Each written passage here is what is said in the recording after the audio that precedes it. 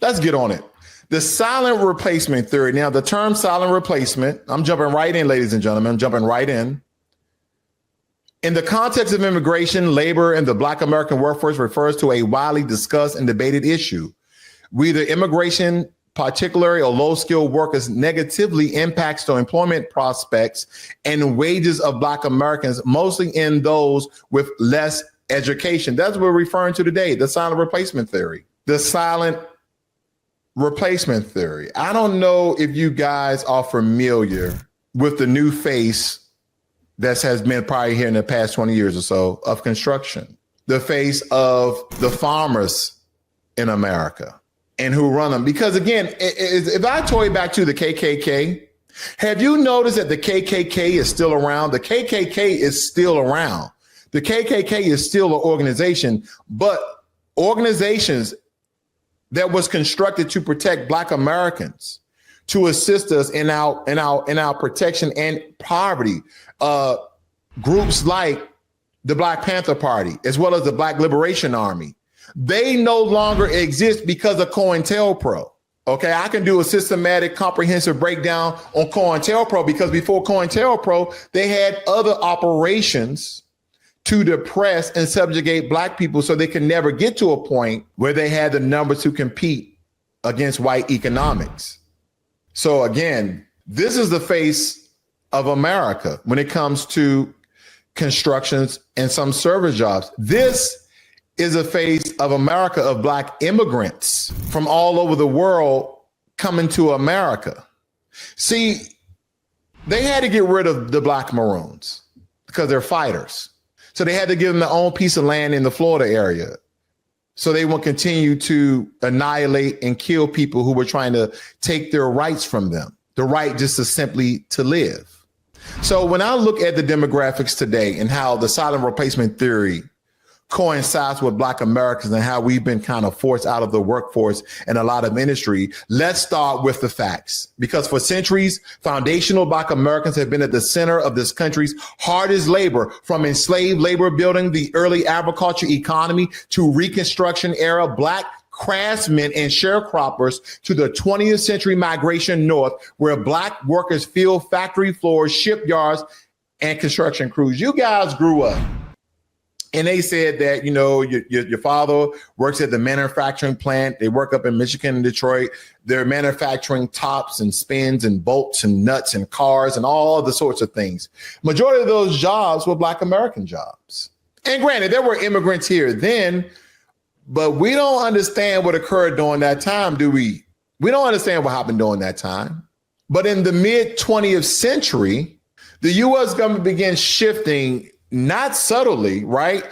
The way it shifted, or the way that it was staffed, was by the way they adhered to the nation's labor needs. Have you guys ever heard of the Bracero era? Bracero, the Bracero era, opening the doors between 1942 and 1964. And this was during World War II. America faced a labor shortage. And the answer was the Bracero Program. That under agreement with Mexico, the U.S. brought in approximately 4.6 million Mexican laborers, legally constructed to work in agriculture, railroads, and other industries as well. This was the first major modern policy that officially placed large numbers of foreign-born workers into roles historically occupied by low-income Black Americans, as well as prominent Black Americans who could retain those jobs as supervisors and managers. And this mostly occurred in the South and the West, and some in the East by the program's peak. Farms and railroads that was once relied on Black labor were now running almost entirely on immigrant workforce. See, when the Bracero Program ended in 1964, the door, it opened and it stayed open, and they started pouring in, whether it be legally or illegally. When we look at the 1965 Immigration Act, that was somewhat the turning point. because just 1 year later, President Lyndon B. Johnson signed the Immigration and Nationality Act of 1965 that Black Americans helped to get signed. And on paper, it was about fairness, ending the racist nation origins quotas that heavily favored Northern and Western Europeans. Because at one point in time, the Italians, the Irish that were coming over here, these are the only ones that can get these jobs. Again, boxing out Black Americans at every turn with different groups of people. We couldn't really be police officers. We literally had onesies and twosies in law enforcement in certain cities and states. The majority of them, especially in New York, New Jersey, were Irish. They literally took over this when it comes to construction. Italians, by the way of the mafia, no less. Now, in practice, it completely shifted immigration patterns. And this law replaced racial quotas with family reunification and skilled work preferences. This meant two things. This meant only two things: massive immigration from Latin America, feeding construction, agriculture, and service labor markets, and a surge of Asian immigration that was filling tech, engineering, and medical fields, especially after the 1970s. And the racial composition of the immigrant labor force transformed almost overnight. And again, this is no plight. This is not being divisive to Hispanics, Asians, Italians, Irish, white people. No, this is the truth. This is the way that the system, and the system which is upheld by the system of white supremacy and white nationalism, based upon the ideology of a few that are very influential, by the few who have the power, the money, in order to do these things, to pass legislation or the lack thereof legislation in order for these things to occur. And yet we still have people believing that this is just rhetoric, that this is simply not the truth. I've even had Black Americans in some regards tell me that whatever that the system, the government reports, that they believe is accurate and true. Are you serious right now? Do you guys remember that big documentary that came out about the NSA and how the NSA was collecting intel on American citizens? I'm not even referencing COINTELPRO. I'm talking about just everyday citizens, white, Black, Asian, Hispanic, and otherwise. They was collecting data, what was against regulations and policies, but they were subpoenaed in order to do so. The CIA as well. And you guys really, truly, and here's another thing. There's a lot of people out there deal with conspiracy theories, even though a lot of those conspiracy theories claim to be true in some regards or not. But we're just going to believe that the accounts and the results that we see with our two truthful eyes of the reality that we're in. Because again, the data shows who works where. This is what the data show. If we fast forward to today and the numbers speak for themselves, and we look at the demographics of certain individuals, it's almost like we're playing tug of war with immigrants, Black and otherwise. Nearly 48.7% of the foreign-born labor force is Hispanic and or Latino. And do not forget that Haitians, when it comes to America, are categorized as Latino. About 25% is Asian, and about 11% is foreign-born Black workers, largely from the Caribbean and Africa. So if we broke this down, let's talk about construction. When we look at the construction field, you don't see this anymore, do you not? You mostly see this. Because over 1/3 of all U.S. construction workers are Hispanic, up from about 24% in 2011. In states like California, Texas, and Florida, the percentage passes 50% of the construction workforce is Hispanic. And we will look at service jobs like hotels, restaurants, domestic work, roles where foundational Black Americans once held strong footholds, now are overwhelmingly employed recently by Hispanic and Black immigrants.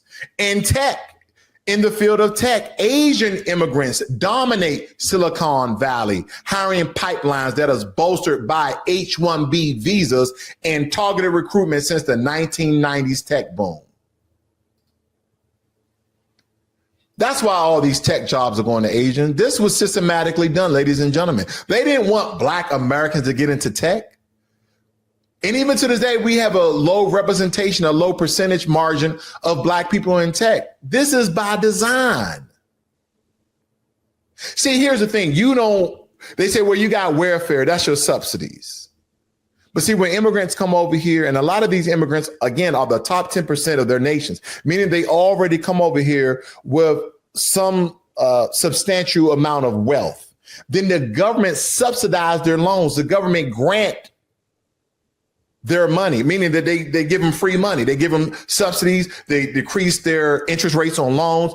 They go to school for free in some regards. I did a whole breakdown of this last year. Very powerful breakdown, ladies and gentlemen. But you have all these different fields: construction, service jobs, tech.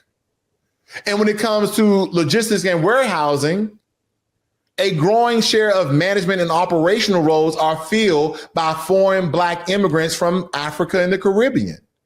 This is the silent replacement theory, or that the silent replacement reality of foundational Black Americans, as if none of us want to work. We just want to stay on the block and chill, smoke marijuana, and do absolutely nothing. That is the racial and white supremacist ideology that a lot of people have, is it not? Leave it in the comment section. Give me your hate. Give me your difference of opinion. Give me your perspective and narrative. Because again, the research from the National Bureau of Economic Research shows that immigration has reduced wages and job opportunities for low skill and middle income native born foundational Black Americans, especially in urban centers. And in some cases, economics link that these job competition higher, that it leads to higher incarceration rates among young Black men, especially during the 1980s and 1990s. See, when you go to Africa, when you go to the Caribbean, when you go to certain parts of Asia and certain Asian countries, when you go to certain parts of Europe, the conclave of people, mostly men, who are unemployed, who are still trying to fade to suffice their life, yet alone their family's life, they deal in crime because of the lack of opportunity. See, America doesn't have a lack of opportunity.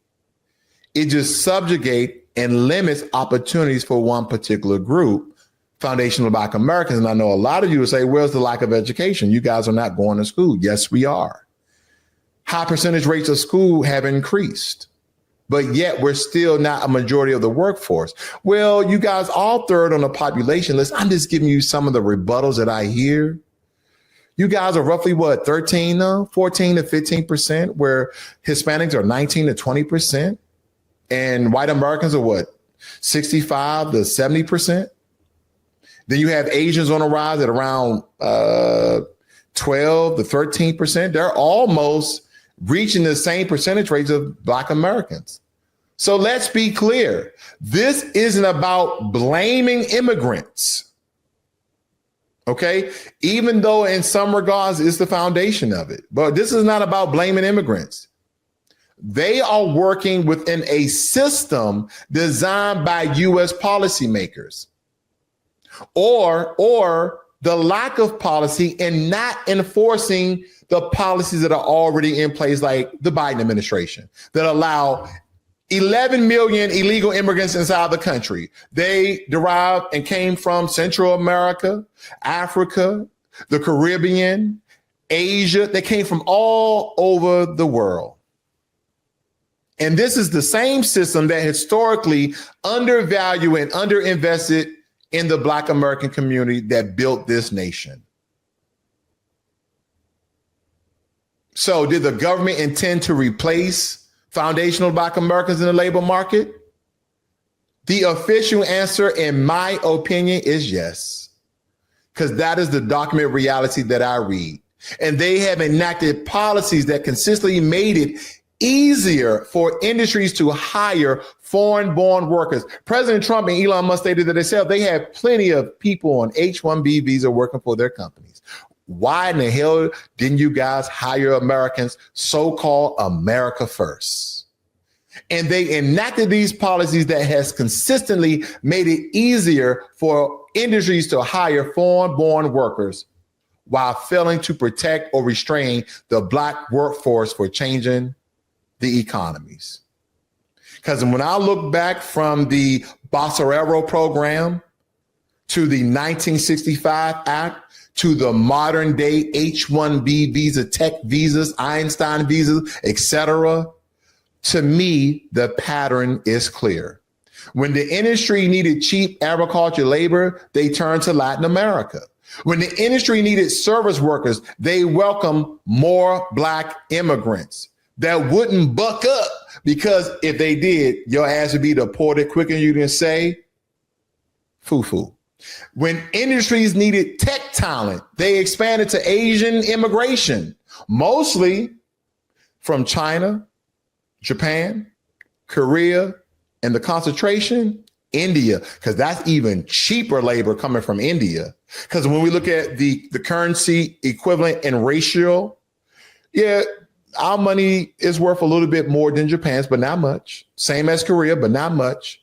But when you take the American dollar to India, believe me, we're talking about tenfold. Again, I really need to point that this is not about pointing fingers at other workers. It's not. Because believe it or not, foundational Black Americans, we work hard as well. And we are American citizens. And how everybody else identified in their own subsects, cultures, and groups, so do we. This isn't about pointing fingers. It's about recognizing a system economic shift, one that left foundational Black Americans watching industries that once dominated slip away. And the history is here. And the history is there for us to read and understand it for ourselves. The numbers are there. And the question we should be asking is, if the government could move this aggressively to build a pipeline for immigrant labor, why couldn't they invest the same energy in rebuilding and protecting Black labor? That's what people do not understand. You have invested in giving money and provided subsidies and paved the way for people who are illegally in the country and legally in the country to do better than the natural born Americans that were already here. And just for you guys, I know there's a small percentage of white people that this have occurred to as well. But the vast majority of these people have been foundational Black Americans like myself. So when I tell you guys this is not just rhetoric. This is the truth. As the statistics shows, the government moved very aggressively to build a pipeline for immigrant labor.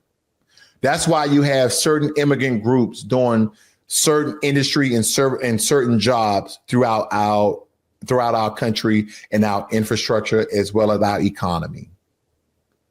And the only question is, and I believe we all know the answer, why couldn't they invest in the same energy in rebuilding and protecting Black labor?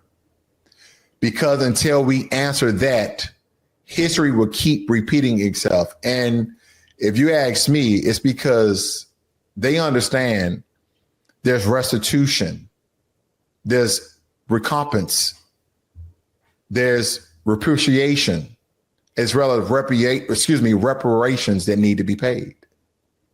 And as long as they ignore us and replace us, they will never have to pay us.